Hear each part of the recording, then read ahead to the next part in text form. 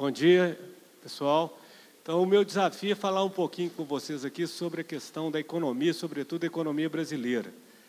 É uma pergunta que sempre me fazem, é se o ano que a gente está vivendo, no caso, nós estamos todos aqui em 2018, se vai ser melhor do que 2017. Tomara, tomara.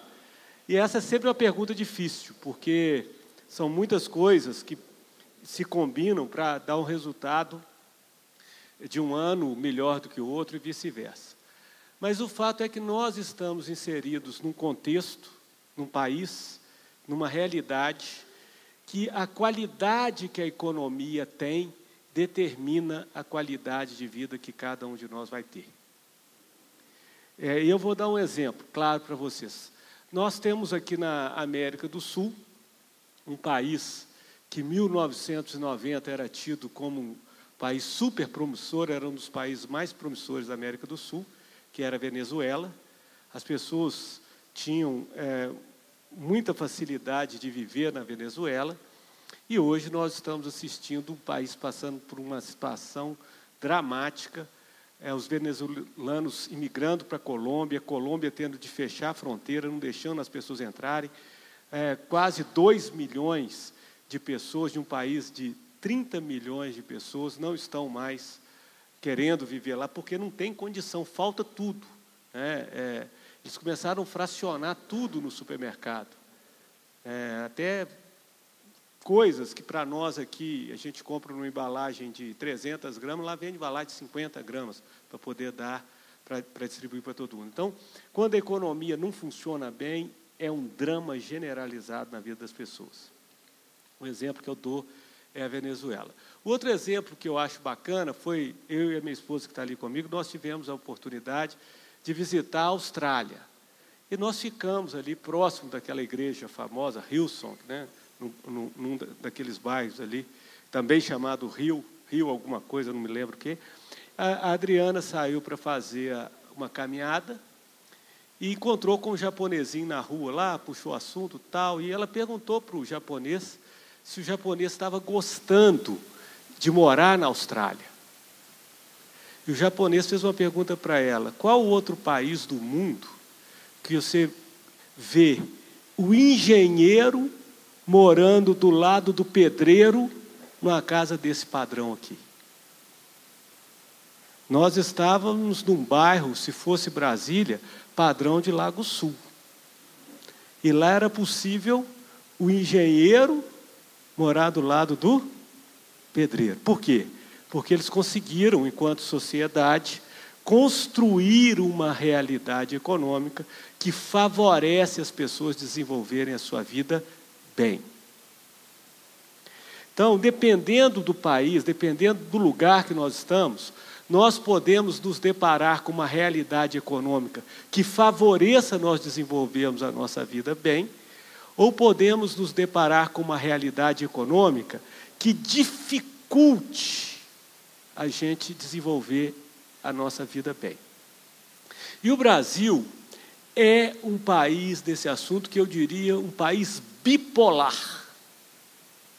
Tem hora que tudo parece que vai andar bem e que nós poderemos desenvolver a nossa vida sob o ponto de vista econômico bem, e de repente as coisas desandam. Não vou fazer isso aqui, mas teve um dia que eu resolvi fazer com os meus colegas uma revisão de como foi a realidade econômica de 1922 até hoje. E a ideia era medir quantos anos nós tivemos de ciclo positivo e quantos anos de ciclo negativo. E eu tenho uma notícia para dar para vocês. Vocês são a geração mais felizarda que nós tivemos no Brasil desde 1922. Vocês viveram o maior ciclo de desenvolvimento econômico que o nosso país teve desde 1922. Nós tivemos um ciclo de estabilidade política e econômica de 1994 até 2014.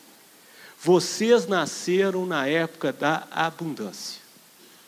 Se fosse na época de José do Egito, 7 anos de abundância, depois 7 anos de escassez, vocês nasceram bem no meio dos nossos 20 anos de abundância.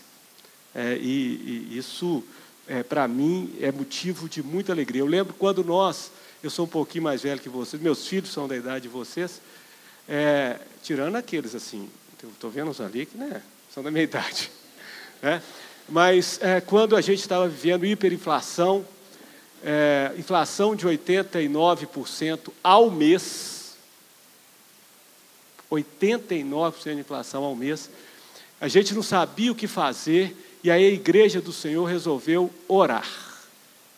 Nessa época eu morava lá em Belo Horizonte, e nós então resolvemos orar e resolvemos abraçar a cidade de mãos dadas, enquanto Igreja de Jesus.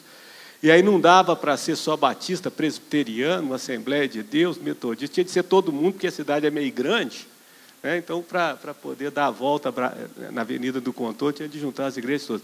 E nós oramos e nós falamos, Senhor Jesus, quando Salomão foi edificar o templo, você falou com ele que se o meu povo que se chama pelo meu nome se humilhar e orar, e se arrepender dos seus maus caminhos, então eu abrirei a janela dos céus e sararei a sua terra. E nós estamos aqui num país que está doente. Esse país não está andando bem. E a sua igreja, localizada nesse país, clama por misericórdia.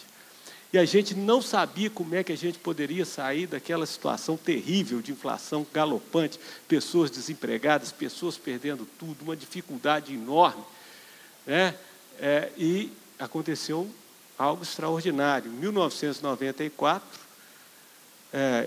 o problema da hiperinflação se tornou mais agudo. A partir de 86, no final do governo militar, redemocratização ali, 86, 87, 88, 89, 90, tivemos 7 planos econômicos, 7 tentativas de tentar arrumar o Brasil, 6 tentativas frustradas, não deram certo. E a 7ª deu certo.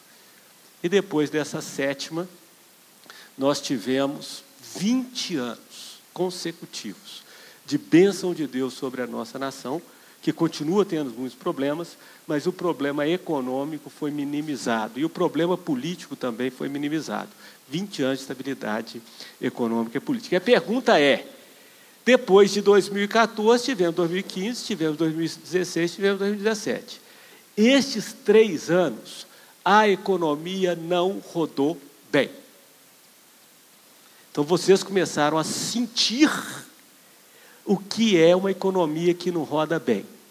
Como é que é o jeito que eu e você sentimos que a economia não está rodando bem? Nós tínhamos 7% de pessoas desempregadas no Brasil, e em 3 anos, 7% viram 12% desempregados. É um indicativo.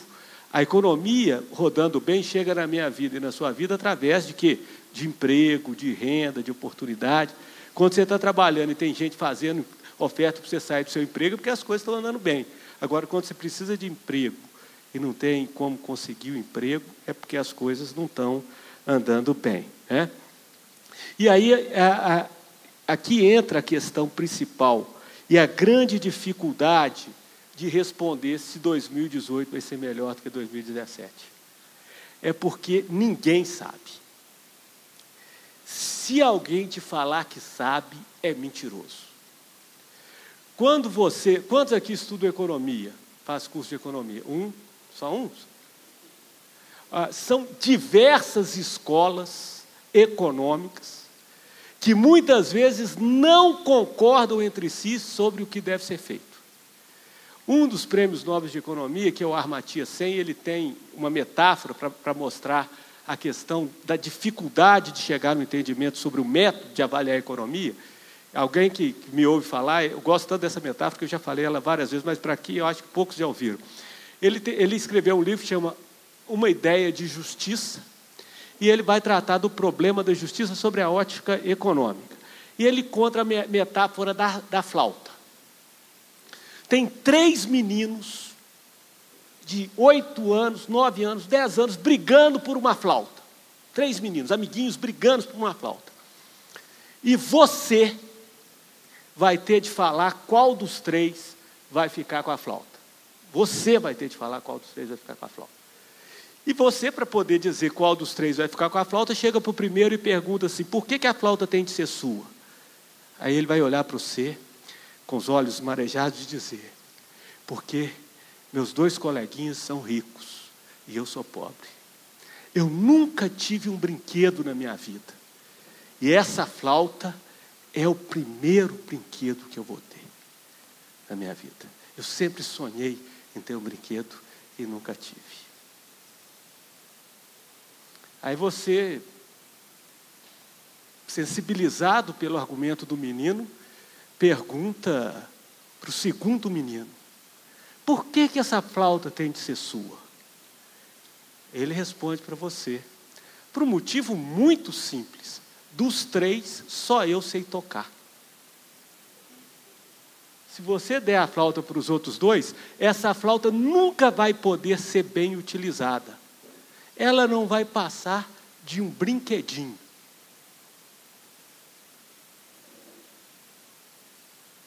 Aí você, interessante. E aí você pergunta para o terceiro menino, por que essa flauta tem de ser sua? E o terceiro menino fala, por um motivo muito simples, fui eu que fiz a flauta. Eu acordei cedo, entrei na internet, pesquisei como é que faz uma flauta, conversei com meu avô me emprestou as ferramentas dele, eu saí para procurar o bambu ideal, medi aonde deveriam ficar os furos, escolhi as brocas exatas para cada furo e fiz a flauta. Se você não der a flauta que eu fiz, eu nunca mais produzo uma flauta. E vai faltar alguma flauta no mundo. Para quem que você dá a flauta? O problema todo é o seguinte, cada argumento representa o argumento de uma escola econômica. Nós temos escola econômica cuja especialidade é políticas distributivas de renda e de riqueza. Nós temos uma escola econômica que é a escola utilitarista, que acha que a economia funciona bem se todos os recursos que a economia tiver o seu melhor uso. E nós temos economistas que acham que a economia funciona bem se favorecer a livre iniciativa. Agora, sabe qual que é o problema? Nas 3 escolas nós temos Prêmio Nobel de Economia. Nós temos Prêmio Nobel de Economia nas 3 escolas. Então, quando a gente vai perguntar se as coisas vão para um lado, para o outro, se vai ser bom, se vai ser ruim, vai depender do ponto de observação do economista. Dependendo da escola que ele está, ele vai te dar uma resposta diferente. Então, eu estou convencido que nós estamos falando de uma ciência social que não é exata, que desenvolve fórmulas de observação, que resolve problemas reais da nação e das pessoas, no entanto, não necessariamente com as mesmas fórmulas e não necessariamente tendo certeza absoluta que o que está sendo feito vai dar o resultado esperado. Então, nós estamos diante de algo que é bastante vasto, que é bastante amplo. Aí você me pergunta, e você, Marco Aurélio? Bom, o que o Pedro André falou comigo era para eu falar um pouquinho sobre a economia brasileira e falar como é que vai ser 2018. Então, já estou falando que eu estou meio apertado com essa situação. Mas eu estou escolhendo aqui como vai ser 2018 sob a ótica do menino que sabe tocar flauta. Ao ler a literatura econômica, e eu procurei ler economistas das 3 correntes, os economistas que mais me agradaram foram os economistas ingleses. E a forma com que eles constroem os mecanismos econômicos são a que mais me agrada. Então, eu vou falar um pouquinho sobre a ótica dos economistas ingleses e vou falar 5 pontos de como deve ocorrer o jogo econômico sobre a ótica de um economista inglês que chama John Stuart Mill. Certo? Então, ele vê a economia mais ou menos como sendo um jogo, e esse jogo tem 5 regras. 5 regras. É claro que isto é uma simplificação. É só uma simplificação, mas ajuda a gente a começar a entender a economia. Primeira regra: há leis de produção naturais, universais e imutáveis. Eu acho que está muito claro ali. Eu vou ler aqui, vocês acreditam em mim. Iguais para toda e qualquer organização social. Então, primeira regra: há leis de produção naturais, universais e imutáveis, iguais para toda e qualquer organização social. O que ele está falando isso? Quando a gente vai ver, por exemplo, nós vamos ver os economistas ingleses, Adam Smith, por exemplo, ele tem um livro que chama A Teoria dos Sentimentos Morais. Aí ele fala que nós tomamos decisões em função dos sentimentos que a gente tem no momento. E ele diz o seguinte: tem 2 tipos de sentimentos. Tem sentimentos que são bons e tem sentimentos que são ruins. E os sentimentos que não são bons, ele os relaciona com o egoísmo. Ele fala assim: todo mundo é um pouco egoísta. E quando o assunto é dinheiro, esse egoísmo pesa um pouquinho mais. E ele fala: eu concordo que as pessoas tenham também inclinações altruístas. As pessoas também querem o bem, mas quando o assunto é dinheiro, o egoísmo, que é um vício, pesa mais. E aí ele fala o seguinte: a economia flui melhor se for dado vazão para o egoísmo das pessoas. Olha que maluquice. E ele vai dizer o seguinte: que a soma de vícios individuais gera uma virtude coletiva.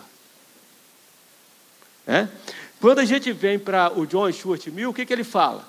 As pessoas, na verdade, querem ganhar o máximo com o mínimo de esforço.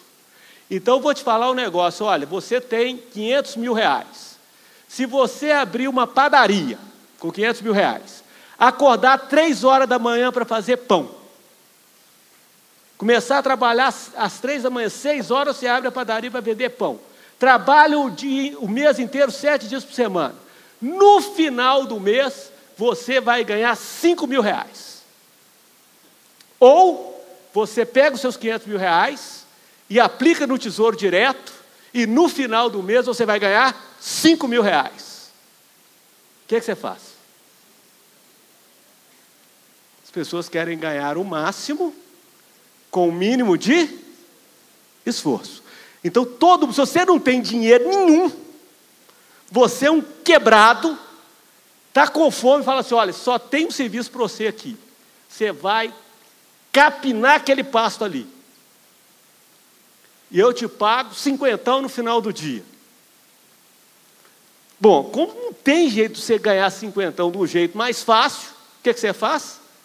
Você vai capinar o pasto. Ou eu falo assim: olha, você pode vir aqui animar a galera de manhã, bota uma peruca de palhaço e dá uns pulos, estica os braços aqui na frente e ganha 50. Qual que você prefere?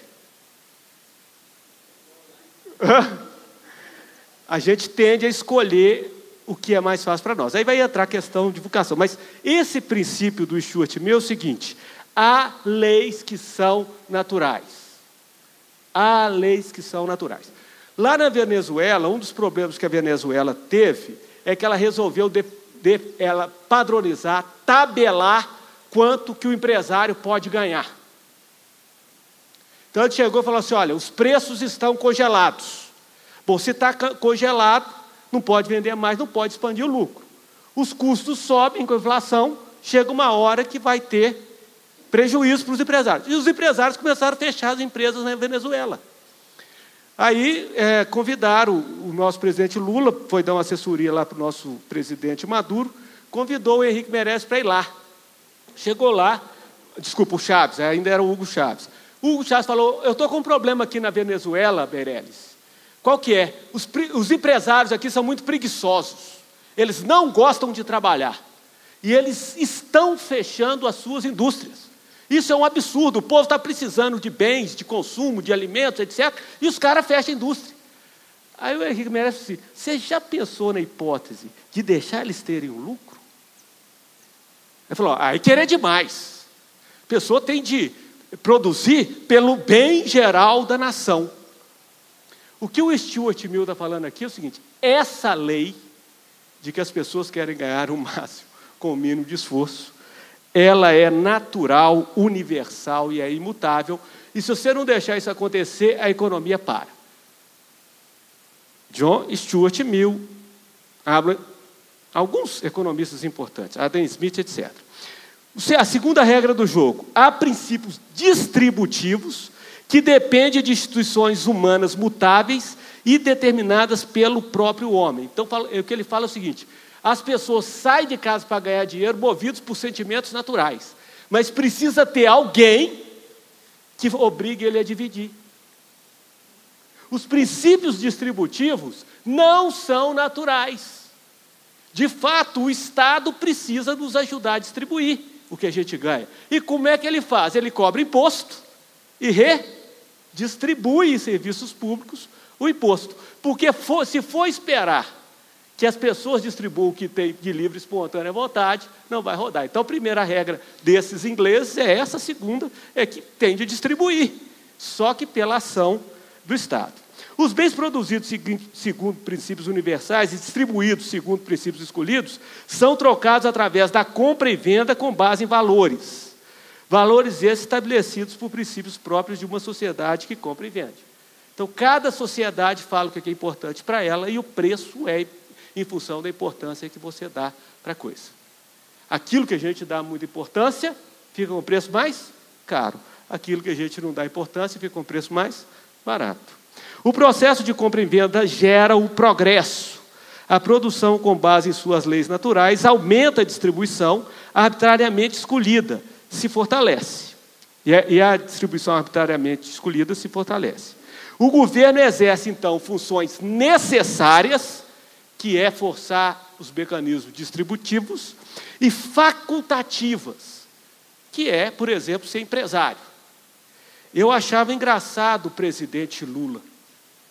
Eu até tive algumas reuniões com ele e achei ele um cara legal, bati papo com ele, ele é super divertido, tem coisas legais, mas ele chegava assim e falava assim, por que os banqueiros estão acabando com esse país? E eu sou banqueiro. Aí eu olhava para ele e falava assim, engraçado, quem que coloca o presidente do Banco do Brasil no Banco do Brasil? O Lula. Quem que coloca o presidente da Caixa na Caixa? O Lula. Quem que coloca o presidente do BNDES no BNDES? O Lula. Quem que coloca o presidente do BASA no BASA? O Lula. Quanto que os bancos federais têm de market share do mercado? 53%. Então o Lula está metendo pau nele mesmo. –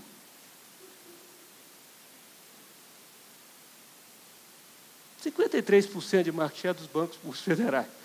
Porque os empresários não querem, os empresários do Brasil, esse povo é da culpa da Fiesp. Espera aí, quem que é o maior empresário do Brasil? De quem que é a Petrobras? Do governo. De quem que é a Eletrobras? Do governo. E assim vão 300 empresas. Do governo. Então veja, quando o governo se torna empresário, ele está realizando uma função facultativamente, que ele pode ou não exercer. O nosso achou que era bom exercer, está exercendo. E até os motivos históricos que levou o nosso Estado a ser empresário são justos. Os motivos que levaram a gente a ter Petrobras, Banco do Brasil, são todos justos. Eu não estou falando que é injusto, mas eu estou falando que é facultativo o governo ser empresário ou não. Mas não é facultativo o governo cobrar imposto e fazer política pública e distribuir o imposto. Isso é obrigatório, tá certo? Então, essas são as 5 regrinhas que o nosso amigo John Stuart Mill, que exerceu aí a sua profissão ali no século XVII, desenhou para explicar um pouquinho como é que funciona a economia. Então, diante disso, imagina um jogo, se tivesse o PowerPoint, eu tentei, porque lá em casa os meninos gostam muito de jogar jogo de caixa. O João aqui já é especialista, a Gabi ali, ó, sou especialista em economia, aprenderam economia jogando Catan. Né, Gabi? Paulinha, o Nicolas está rindo ali, ó. Então, eu desenhei a economia como se fosse um jogo. E esse jogo tem 5 tipos de carta. Uma carta é o assalariado. E todos nós, ou são as famílias, se for usar a terminologia econômica, as famílias. Todas as pessoas em algum lugar, todos nós fazemos parte de família. E o objetivo desse jogo é as famílias terem dinheiro para terem uma vida boa. Se as famílias todas tiverem dinheiro, e numa proporção legal, o jogo da política econômica está legal. Se ficar a família sem dinheiro, ou se a renda das famílias cair, o jogo está ruim. Aí você tem as empresas. As empresas têm duplo papel. Elas dão emprego para as pessoas da família, mas fazem os produtos e serviços que as famílias usam. Então, quando que a empresa está indo legal? Quando ela está empregando cada vez mais pessoas e quando ela está fazendo cada vez mais coisas que tornam a vida das pessoas melhores. Se as empresas pararem de dar emprego, o jogo está indo mal. E se as empresas, então, começarem a produzir cada vez menos e coisa que você tinha para comprar você não tem mais, as empresas estão indo mal, né? Você tem outro tipo de carta, as cartinhas verde claro, no meu jogo aqui, que são as instituições financeiras. O que a instituição financeira faz? Faz o dinheiro circular. E a riqueza, ela aumenta ou diminui se o dinheiro circular mais ou circular menos. Isso é uma maluquice. É uma maluquice. Imagina a seguinte situação.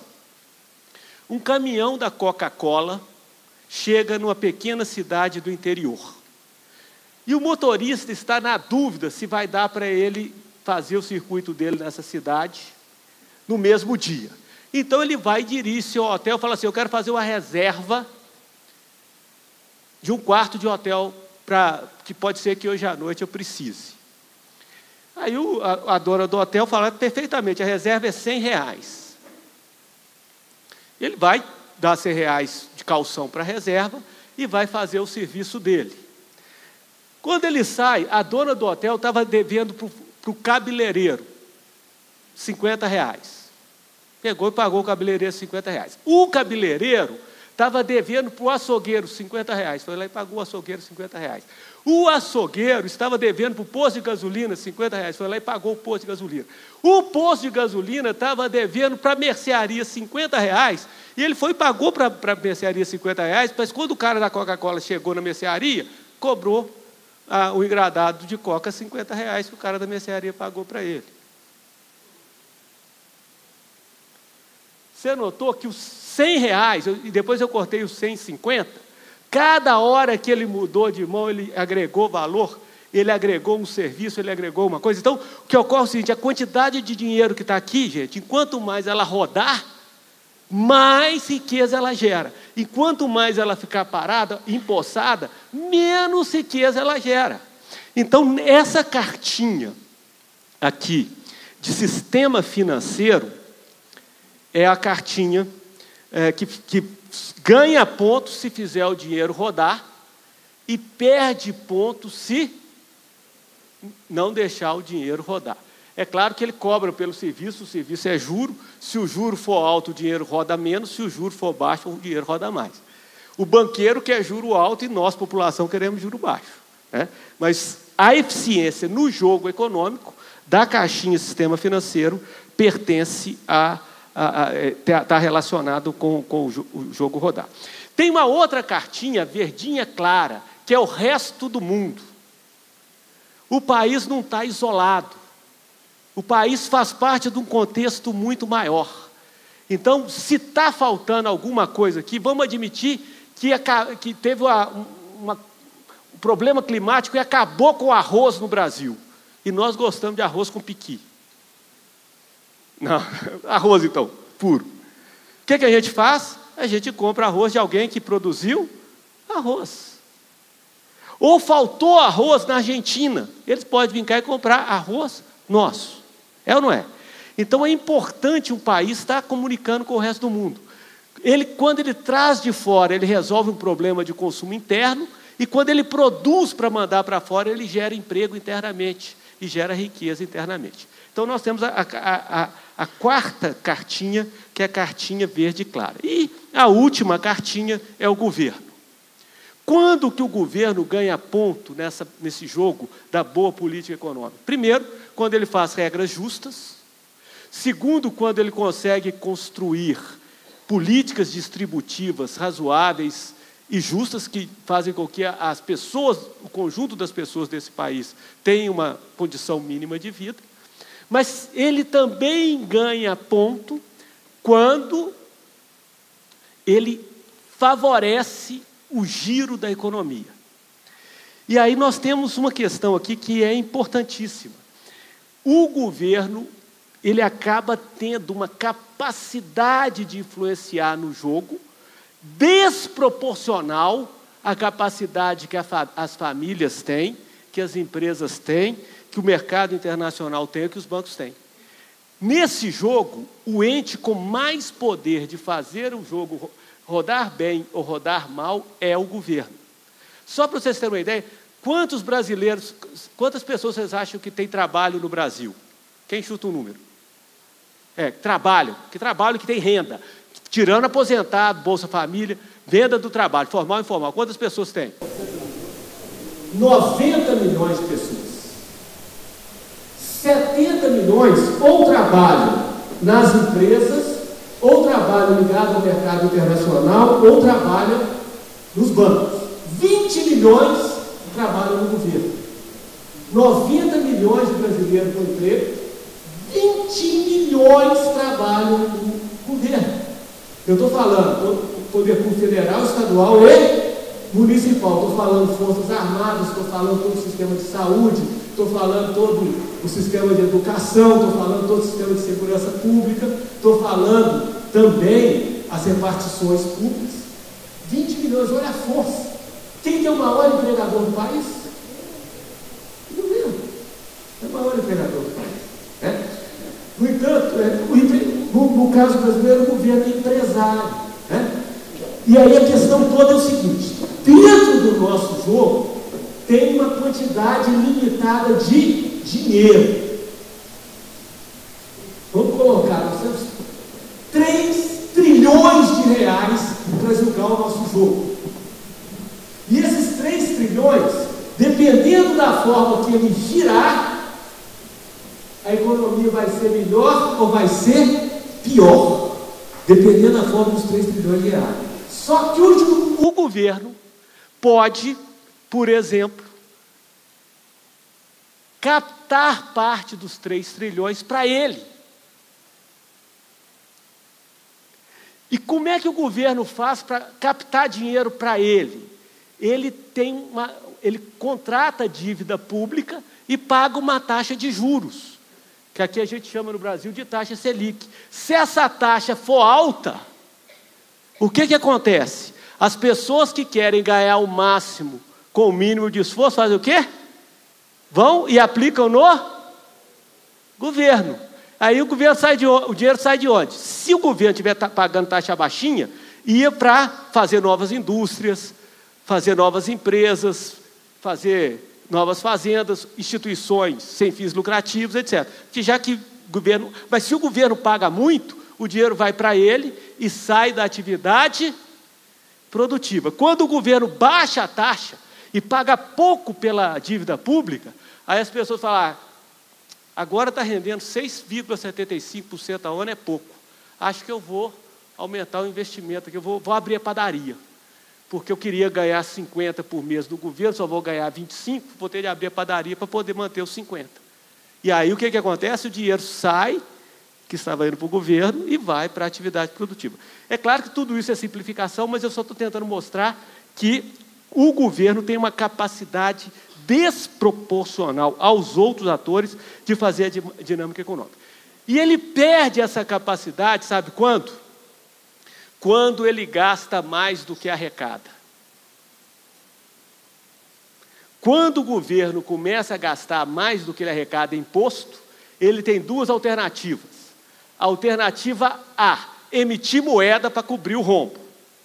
Ele não tem a maquininha de moeda? Põe e emite moeda.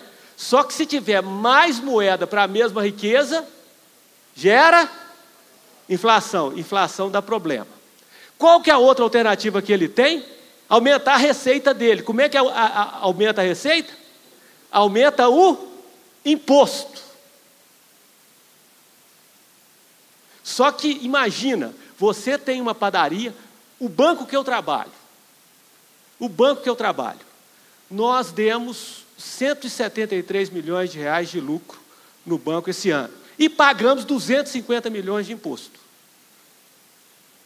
Já fica mais imposto para o governo para nós.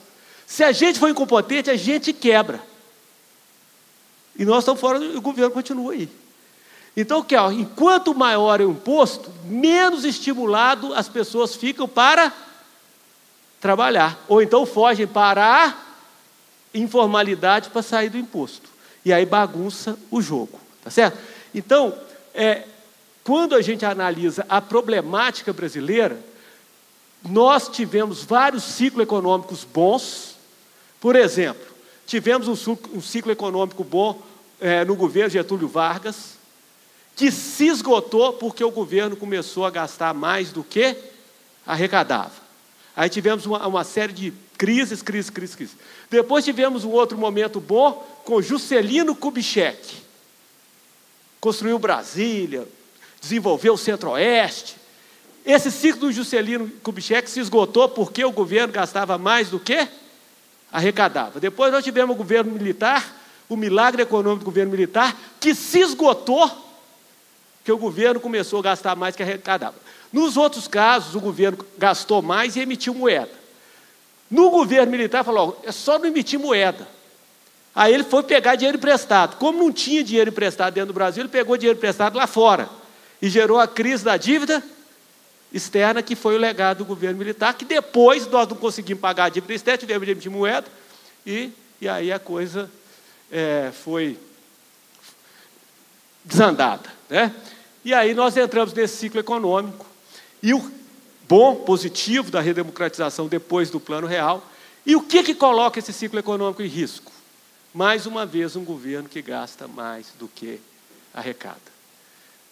Então, a história do Brasil é a história de pequenos ciclos de desenvolvimento econômico que acabam porque o governo gastou mais do que arrecada. Depois, passa um tempo, melhora, reestrutura a dívida, outro ciclozinho de desenvolvimento que acaba porque o governo gasta mais do que arrecada. E nós estamos vivendo essa mesma situação. Então, explicando rapidamente esse jogo, agora eu vou falar para vocês como é que estão os números desse jogo, né? Em 2011, o desemprego estava em 7,86. Em 2017, ele chegou em 12,70. Quase dobrou. Boa notícia! Em 2018, ele está apontando para baixo de 12, 11, 10. Então, nós temos uma notícia boa. Se tudo continuar como está, provavelmente o desemprego vai cair. A pergunta é, vai cair por quanto tempo? Vai ser um voo de galinha ou vai ser uma queda consistente do emprego? Depois a gente responde essa pergunta. Quando a gente pega a taxa de desemprego no mundo, deixa eu falar para vocês como é que está. Taxa de desemprego no México, 3,5%. Na Argentina, 8,3%. No Chile, 6,5%, nos Estados Unidos 4,1%, no Japão 2,7%, na China 4%, na Coreia 3,3%, Coreia do Sul, na Rússia 5,1%, na Alemanha 3,6%, no Reino Unido 4,3%, na França está ruim, 9,2%, na Índia 4,9%, na Turquia 10,3%, no Brasil 12,7%. Não, campeão não, significa o seguinte, nós não estamos jogando bem o joguinho, cara. Quando você joga bem esse jogo da política econômica, essa taxa cai. Enquanto menor a taxa, melhor. Pô, como a gente vê o gráfico da população ocupada, a gente fica animado com o Brasil. Porque como é que ele está? Não dá para ver ali, mas está aqui. Então, assim, ele fez uma barriga para cima, com a população ocupada. Aí nós tivemos problemas ali a partir de 2013, 2014, ele vai... E agora apontou para cima de novo. Então, nós estamos num momento promissor do ponto de vista de geração de empregos. E já temos várias notícias, eu trouxe notícias da Folha, do DCI, do Broadcast, mostrando que menos do que nós gostaríamos, mas pesquisa após pesquisa, nós estamos gerando mais emprego do que perdendo emprego. Detalhe, estamos gerando mais emprego informal do que formal, mas estamos gerando emprego, né? O outro ponto, renda média mensal, anual, mensal. Renda média mensal. Quanto é que você acha que é o salário médio do brasileiro? Quem chuta? Se pegar todos os 90 milhões que trabalham, salário médio. Hã? Não. Hã? Hoje, dezembro de 2018, 2.141. Esses 2.141 já foi 2.200.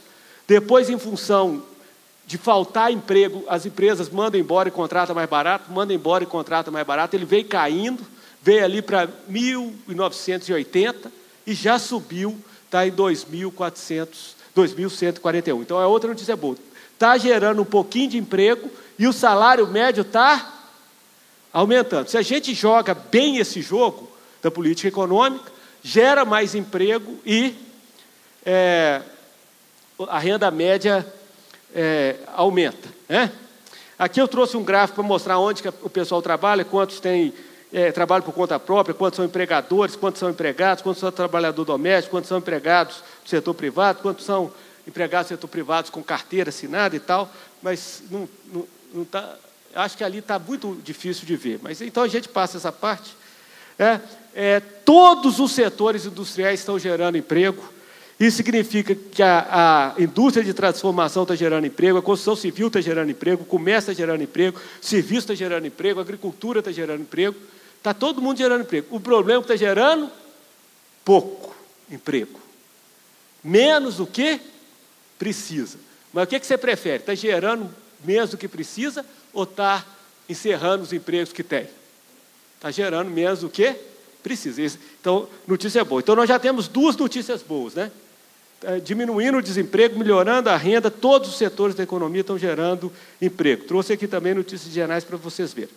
Quando a gente vai ver se o emprego continua, tem um indicador que é importante, que é o indicador de confiança dos setores econômicos.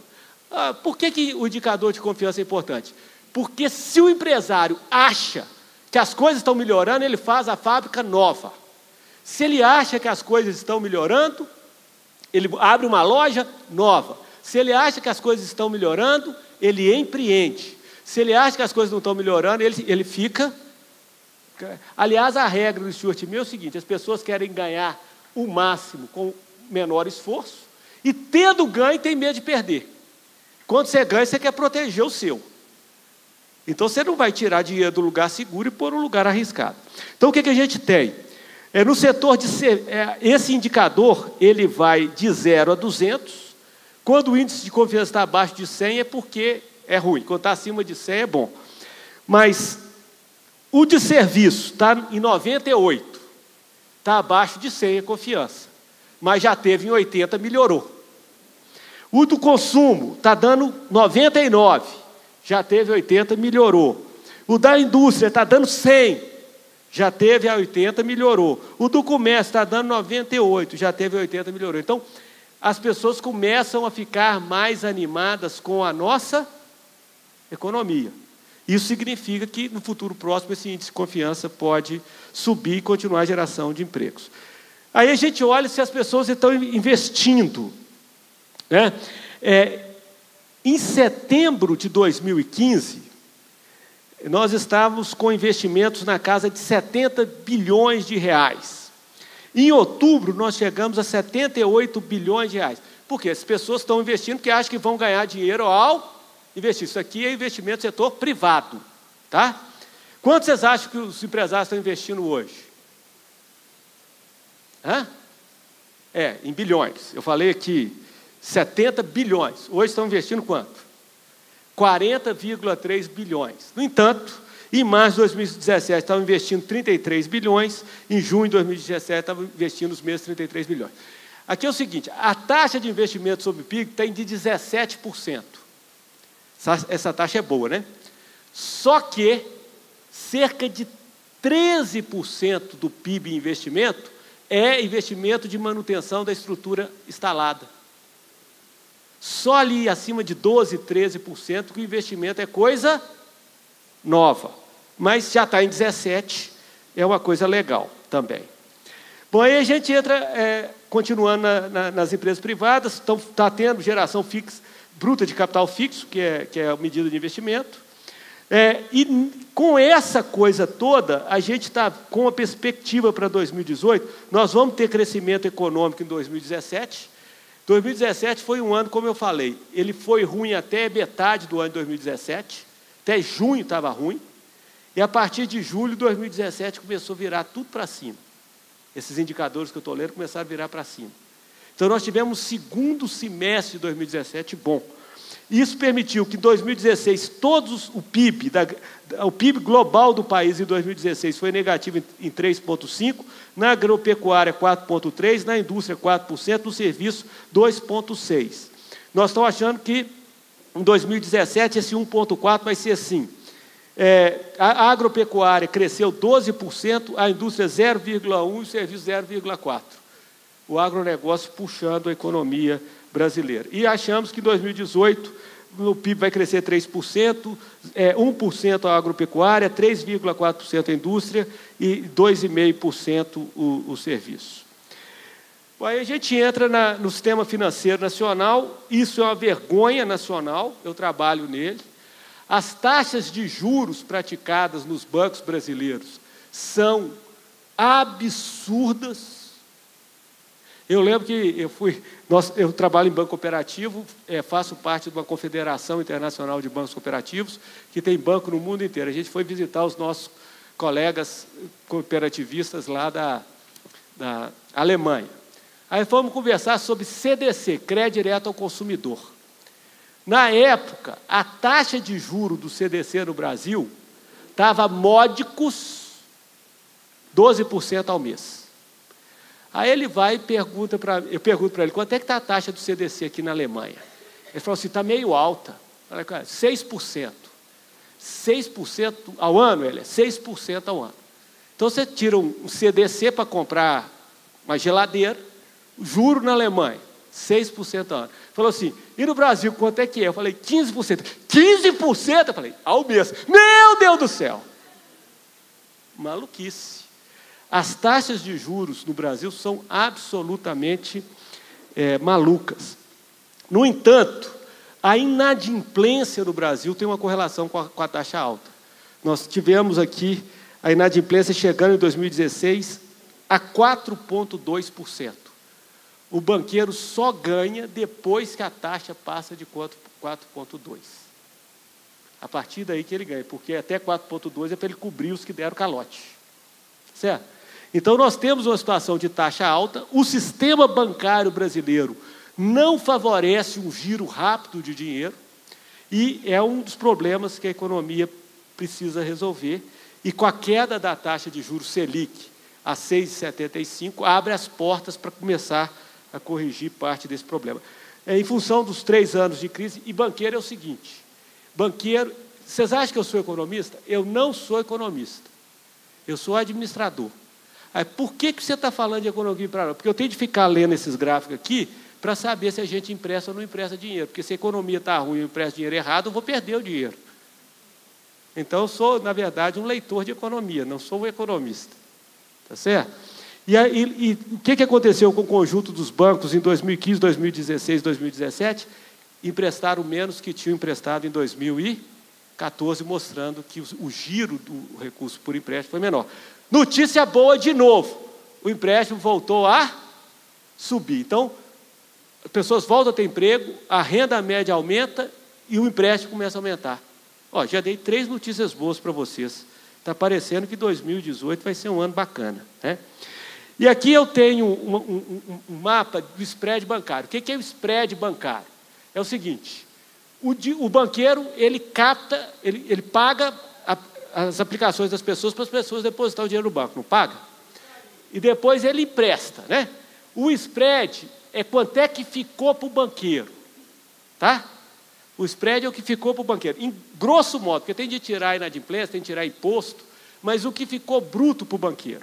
Então, aqui para vocês terem uma ideia, spread na África do Sul, 3,26, fica para o banqueiro de lá. Da China, 2,85, do México, 2,83, do Canadá, 2,70, da Colômbia, 6,87, do Uruguai, 10,24, do Peru, 13,82, do Paraguai, 16,22. Quanto que fica para o banqueiro brasileiro? Não, de spread médio de todas as linhas, 31 e 34, que é muito, é 10 vezes mais do que no Chile. 10 vezes mais do que no Chile. A taxa de empréstimo, somando todas as linhas, aqui eu vou mostrar para vocês. Você vai ficar orgulhoso do Brasil. Esse é o gráfico dos países escolhidos. O verdinho somos nós. Já trazia? Desproporcionalmente mais alto. Parte do meu trabalho é tentar fazer a taxa de juros cair. A missão dos bancos cooperativos é julgar essa taxa para baixo. Já foi mais de 100. A gente acha que a gente está conseguindo ajudar, mas ainda está longe de ficar bom. Mas já é uma notícia melhor, né? A outra questão é comércio com o resto do mundo. Eu também daria uma boa notícia do comércio com o resto do mundo. Nós estamos dando o saldo da balança de pagamentos favorável ao Brasil. O Brasil está com reservas internacionais altas. Por que isso é importante? Porque tem hora que o que gera problema econômico é uma crise fora do país. E quem tem reservas internacionais altas se protege contra problemas que ocorrem fora do país. Então, hoje, no Brasil, nós não temos um cenário importante de crises internacionais afetando o desenvolvimento da nossa economia. Então, vamos contar a notícia boa? Primeiro, está melhorando o emprego. A renda média está aumentando. Os bancos são careiros, mas a taxa está caindo. Os empréstimos estão aumentando. Comércio internacional, nós estamos acumulando reserva. Estou achando que esse 2018 vai ser um show, né? A taxa de câmbio está equilibrada ali na faixa de 3,20, 3,40, mais ou menos, né? Aí a gente chega no governo.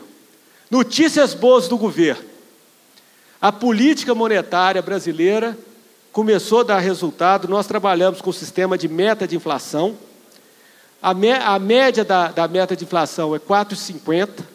Nós fechamos 2017 com 2,90 e temos uma perspectiva de inflação baixa para 18 e 19. E temos a taxa que o governo paga pela sua dívida caiu. Ela chegou a 14,25 em 2015 e, como eu falei, está em 6,75. Então, a parte de política monetária do governo está legal. E aonde, então, está o nosso problema? O juro real. Juro real é a diferença do que o governo paga na dívida dele, a inflação. O Brasil já começa a ficar com o juro real parecido com o resto do mundo. Do México é 0,8, o nosso é 3,8 o juro real. Do México 0,8, da China 2,9, da Rússia 3,4%, da África do Sul 2,6%, da Turquia 2,7%. Então, a gente tem uma notícia boa com relação a isso. Já vou caminhando para o final. O resultado final, que é o crescimento do PIB. Quando o PIB cresce, cresce emprego, cresce renda, espera-se. Pode crescer sem isso acontecer, mas espera-se, depois de 3 anos ruins, 2014, 2015 e 2016, o PIB cresceu em 2017 e deve crescer também em 2018. Esperamos um crescimento por volta de 3% em 2018. E aí nós chegamos no problema. Qual que é o problema? O governo brasileiro está gastando mais do que ele arrecada. Quando ele gasta mais do que ele arrecada, ele tem de puxar dinheiro para pagar, ele gasta mais que arrecada. Tem de pagar as pessoas, funcionários públicos, aposentados. O que ele faz se ele não tem receita para pagar tudo? Ele pega empréstimo. Se ele pega empréstimo, ele tira dinheiro do ciclo econômico. E aí o ciclo econômico se compromete. E nós, então, tivemos, em 2014, depois de anos o governo gastando menos do que arrecada, em 2014 ele gasta 20 bilhões mais do que arrecada, 2015, 116 bilhões mais do que arrecada, 2016, 159 milhões mais do que arrecada, 2017, 124 milhões mais do que arrecada. Melhorou de 2016 para 2017. E o resultado primário do PIB é 1,3%. Então, caminhando para o final, eu trouxe um tanto de gráfico falando que... eu vou tirar... Isso aqui é um filminho, mas eu já falei demais, não vou pôr o filminho. O problema final nosso é esse. O governo gasta mais do que arrecada e isso está diretamente relacionado com a despesa da Previdência. Deixa eu ver se eu tenho ela aqui. Porque a despesa da Previdência está muito alta, está diminuindo o gasto em educação, em segurança, em saúde, em cultura e assistência social. Ou seja, você lembra que eu falei que tem coisas do governo que são obrigatórias e tem coisas que estão facultativas? Aquilo que o nosso governo tem de obrigatório, ele está gastando cada vez menos. E está gastando cada vez mais em pagamento a aposentados. Esse é um problema complicado, porque tem a turma que fala que isso não é verdade e tal, eu falo em cima dos números, em cima da contabilidade pública, etc. e tal. Olha a minha situação. O Pedro André falou que eu sou um caboclo. Eu sou um caboclo que começou a trabalhar com 14 anos. Nessa altura do campeonato, tem 52. São 38 trabalhando. E se eu aposentar com 52, eu estou fazendo um mal para o país. Porque se o Senhor Jesus não voltar e eu viver até os 80, vocês que são mais novos do que eu vão ter de trabalhar para pagar o meu salário 20 e tantos anos. No mundo inteiro, espera-se que o aposentado fique de 8 a 10 anos aposentado. Por isso que a aposentadoria pelo mundo afora é 70 anos, 75 anos. No Brasil, como você aposenta ou por tempo de contribuição ou por idade, a maioria aposenta por tempo de contribuição e a idade média da aposentadoria do brasileiro é de 55 anos. E a nossa Previdência, ela funciona com pacto geracional. Quem está trabalhando paga o salário de quem está aposentado. Então, eu estou convencido que para eu ser justo com você, eu tenho de aposentar aos 65, 70. E eu já parei de sofrer com isso. Porque eu não consigo ver esse jogo rodando. Se a gente continuar pagando os aposentados jovens igual eu. Esse jovem não, porque agora, depois que o pastor Juscelino chegou lá na igreja, eu virei sênior. Inventou que ele é pastor da melhor idade, que começa aos 50. Né? Mas é um absurdo uma pessoa aposentar assim tão jovem. Né? Eu trouxe um tanto de dados da Previdência, mas já vi que vocês estão muito cansados. Quando o governo administra bem, cai a nota de rating dele, vocês viram que o nosso governo caiu, etc. e tal. Então, irmãos, eu vou terminar aqui, queria terminar lendo um texto bíblico. Antes de fazer a minha conclusão, gostaria de ler um texto bíblico.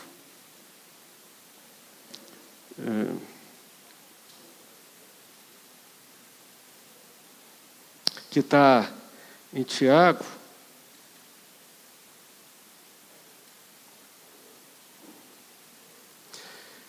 Em Tiago tem, Tiago 4, a partir do versículo 13. A falibilidade dos projetos humanos. Atendei agora, vós que dizeis, hoje ou amanhã iremos para a cidade tal e lá passaremos um ano, e negociaremos e teremos lucros. Vós não sabeis o que sucederá amanhã.